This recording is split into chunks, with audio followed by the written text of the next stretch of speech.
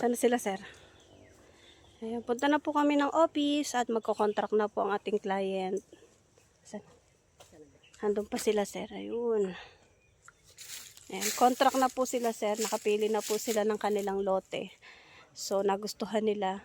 Tapos, magkano lang 270,000 pagka po straight monthly. Pagka naman po with DP, 250.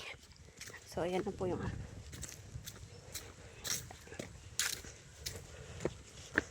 ayan, medyo taga saan sila, ma'am?